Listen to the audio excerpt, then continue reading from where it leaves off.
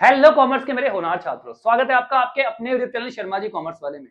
आप कक्षा 11वीं के छात्र हो या 12वीं के, कोई फर्क नहीं पड़ता। ये वीडियो आप दोनों के लिए ही बहुत इंपॉर्टेंट होने वाली है, क्योंकि इस वीडियो में हम कवर करने वाले हैं बिजनेस स्टडीज का सबसे important topic, that is case study.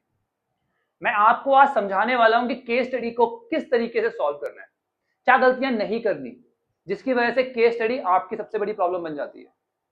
आप निश्चिंत रहो, मैं आपकी सभी प्रॉब्लम को समझता हूं और उनको इस चैनल पे रिजॉल्व करने वाला हूं। चलिए बेटा शुरू करते हैं।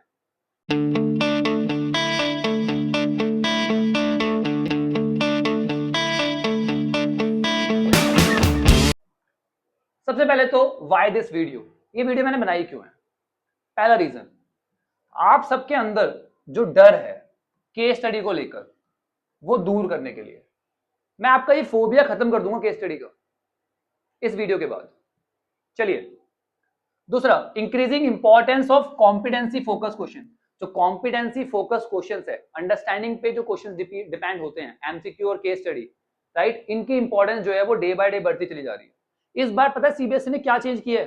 केवल एक मेजर चेंज किया है, वो किया है कॉम्पिटेंसी बेस्ड क्वेश्चन को 40 से 50% कर दिया क्लास 12th में और क्लास 10th में भी।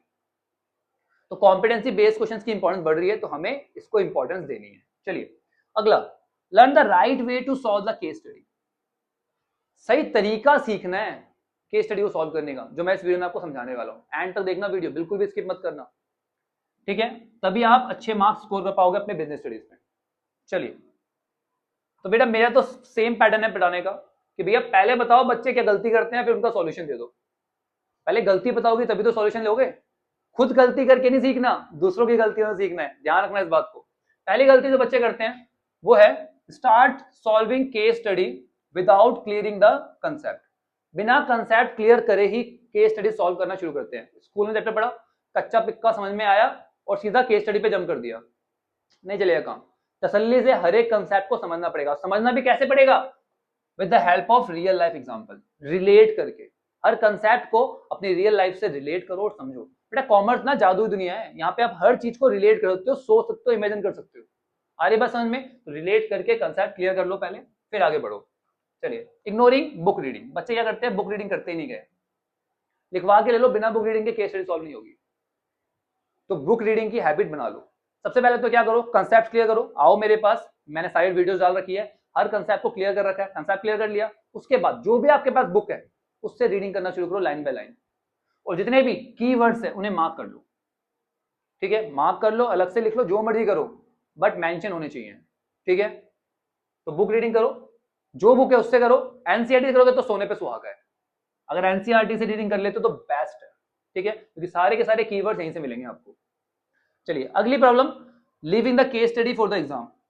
केस स्टडी क्या है? एग्जाम में करने वाली चीज। बच्चों की सोच यही है, एग्जाम आएंगे तो केस स्टडी सॉल्व करेंगे, नहीं होने वाला कुछ भी, ठीक से कर ही नहीं पाओगे, क्योंकि उस टाइम पे बर्डन बहुत ज्यादा होता है। तो क्या करना है, चैप्टर्स खत्म किया, उसकी रिवीजन करी और केस स्टडी सॉल्व कर ली। मैं हर चैप्टर के बाद इस तरीके से आपको केस स्टडी सॉल्व करा रहा हूँ, देख लेना वीडियोस में।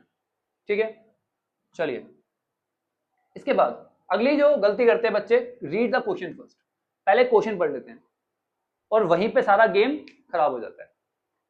दिमाग में सब कुछ चलना शुरू हो जाता है, फिर नहीं मिलने वाला आंसर। जब एक बार दिमाग में कंफ्यूजन हो गई ना, फिर आंसर नहीं मिलता, फिर सॉल्यूशन नहीं मिलता। तो ये गलती नहीं करनी, क्वेश्चन नहीं पढ़ना। पहले क्या पढ़ना है? पहले पढ़नी है लास्ट लाइन।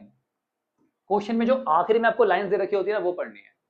आपको क्वेश्चन से पूछना है, भाई तू चाहता क्या है, अंडरस्टैंड व्हाट क्वेश्चन आस्क, मांग क्या रहा है क्वेश्चन, वो समझो। जैसे आप लास्ट लाइन रीड करोगे ना, वैसे क्या होगा, आपको हिंट मिल जाएगी कि क्वेश्चन किससे रिलेटेड है, और आपका थॉट प्रोसेस है वो क्लियर हो जाएगा। आपको पता होगा कि उस टॉपिक के बारे में पूछा गया है, तो जब आप क्वेश्चन पढ़ रहे होंगे तो आपका थॉट बिल्कुल क्लियर होगा कि भैया इससे रिलेट करके ही आप हर चीज को समझने की कोशिश करोगे, राइट? अब आपके दिमाग में सब कुछ नहीं चल रहा, फिल्टर हो गया। ठीक है, वेरी इंपॉर्टेंट, ये गलती तो बिल्कुल मत कर देना। चलिए अगली गलती, इग्नोरिंग की कंसेप्ट, कीवर्ड्स। कीवर्ड्स को इग्नोर करने की गलती बच्चे बहुत करते हैं। आधे बच्चों को पता ही नहीं कि कीवर्ड्स होते क्या हैं। मैं बता रहा हूं आपको, पूछ लेना अपने दोस्तों से, पता ही नहीं है उन्हें। बेटा कीवर्ड्स के बिना क्वेश्चन आइडेंटिफाई नहीं कर पाओगे, और कर भी लिया तो बहुत टाइम लग जाएगा, पेपर छूट जाएगा। ठीक है, तो क्या करना है आपको, कीवर्ड्स को इंपॉर्टेंस प्रोवाइड करनी है। जब भी नोट्स बना रहे हो तो सेपरेटली कीवर्ड्स लिखते चलो। बुक से रीडिंग कर रहे हो तो लाइन बाय लाइन, जहां पे भी कोई कीवर्ड आता है उसको ऊपर मार्क करके मेंशन कर दो, ठीक है। या फिर मैं आपको अपने चैनल पे सारे कीवर्ड्स प्रोवाइड कर दूंगा, ठीक है, चैप्टर्स के साथ साथ। अगली गलती बच्चे करते हैं, या तो वो नोट्स बनाते ही नहीं है, या बनाते तो बहुत लेंथी नोट्स बनाते हैं, इतने बड़े बड़े नोट्स बना देते हैं। उससे अच्छा तो किताब से पढ़ लो बेटा, कोई फायदा नहीं उन नोट्स का। तो आपको क्या करना है, 1 पेज नोट्स बनाने हैं। क्या करना है आपको, 1 पेज नोट्स बनाने हैं। क्या फायदा होगा उससे, आपके सारे के सारे कीवर्ड्स कवर हो जाएंगे। दूसरा, आप मल्टीपल रिवीजन कर पाओगे, बार बार रिवीजन कर पाओगे, कि छोटे से नोट्स है, फटाफट जहां मर्जी कैरी कर सकते हो, फटाफट 10 मिनट में रिवीजन कर लिया, चैप्टर रिवाइज हो गया, ठीक है। हेल्प इन रिकॉल, ये आपको एग्जाम में रिकॉल करने में मदद करेंगे। जब आप अपने बनाए हुए नोट्स से पढ़ोगे बार बार बार बार बार बार, तो एग्जाम में फटाफट रिकॉल कर पाओगे। ध्यान रखना आपको, ये गारंटी है मेरी।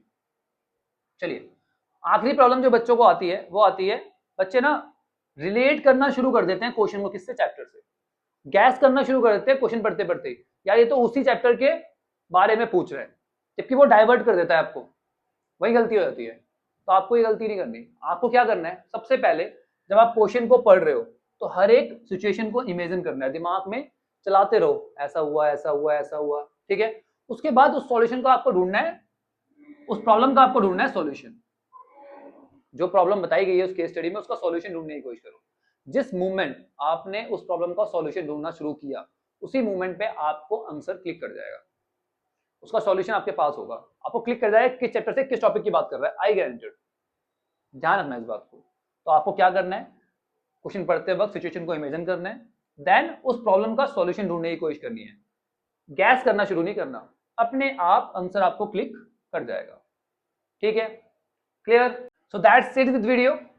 आज के बाद केस स्टडी में आपको कोई प्रॉब्लम नहीं आने वाली, आपको बस जितने भी मैंने स्टेप्स बताए उन्हें फॉलो करना है, और साथ में जो गलतियां बताई है जो बच्चे करते हैं उन्हें अवॉइड करना है, दैट्स इट। ऐसी और वीडियो के लिए चैनल को अभी सब्सक्राइब कर लो, अपने दोस्तों के साथ भी शेयर कर दो, उन्हें बताओ कि अगर केस स्टडी में प्रॉब्लम आ रही है तो एक बार ये वीडियो देख ले, ठीक है बेटा। अकाउंट्स, इकोनॉमिक्स और बिजनेस से टेंशन अपने भाई पे छोड़ दो, क्योंकि यहाँ पर मैं हर चीज आपको रियल लाइफ से रिलेट करके कंसेप्चुअली समझाता हूँ, एंड तक आपके साथ हूँ, आप बिल्कुल टेंशन फ्री हो जाओ। चलिए बेटा, मिलते हैं नेक्स्ट वीडियो में, तब तक के लिए take care, bye bye, study hard.